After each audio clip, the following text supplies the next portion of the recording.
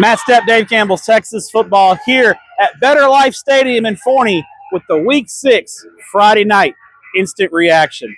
And let's start right here where North Forney opens up their brand new stadium in style with an impressive 39-7 win over Tyler Legacy to improve to 2-0 in district play and 4-2 on the season. The Falcons have won 4 games in a row.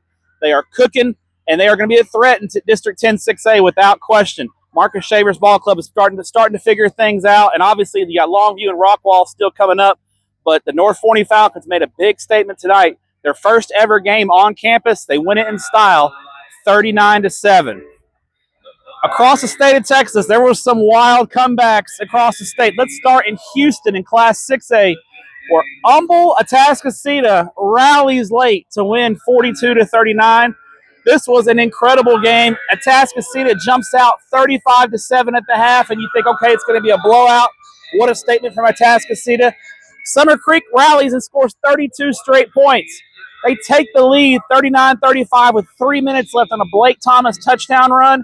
Atascocita backs against the wall, shows some championship mettle to drive back down the field and win the game late, 42-39. Craig Stump's ball club, a huge win. I think both these teams are still state contenders in their respective divisions. I think Atascocita's got to move up in the state rankings at this point. They have wins over Katy, Austin Westlake, and Summer Creek. There aren't many who have a resume like that. They almost blew it, no doubt about it, but they found it. They dug deep and found a way. I expect Atascocita to be a top 5 team in the 6A rankings when they come out next week. Speaking of comebacks, Aledo and Denton Ryan in Class 5A Division 1. Aledo down 27-8. They look dead in the water. Their 122-game district winning streak in big trouble. The Bearcats score 34 straight to win 42-27 over Denton Ryan. It started with a long kickoff return right before halftime. Ironically, in Aledo's one loss against Denton Geyer earlier in the year, a long kickoff return is what flipped the momentum in Geyer's favor. This time, Aledo gets the long kickoff return, flips momentum of the game. They dominate the second half.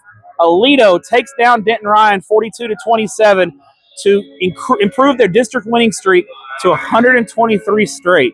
What a win for Robbie Jones's ball club. Denton Ryan's got to feel like they let one get away. They had Aledo on the ropes. They didn't put him away. You can't let Aledo live. You got to put him away. You got to put your foot on the throat. You're talking about a team with that championship medal like the Aledo Bearcats have. Down on the Coastal Bend in Class 4A, big game down there. Sinton, no letdown. They take down Corpus Christi Calallen 27-13. It was the 2 power programs' first meeting in several years. Mike Troutman's ball club improves to 6-0 on the year. 27-13 win over the Calallen Wildcats to improve to 6-0 as they head into district play. They got a big one coming up against Cuero, but you got to think right now Sinton has established themselves as one of the favorites in Class 4A Division 2 Region 4. I was talking really loud because the music was playing, so if it comes across bad on the YouTube video, my bad. Let's go down Class 5A Division 2. Huntsville and Port Neches-Groves played a classic in Huntsville. PNG scores late. Huntsville kicks a field goal to tie the game that hits the upright. PNG escapes 24-21, the second straight week in a row that PNG wins a close one.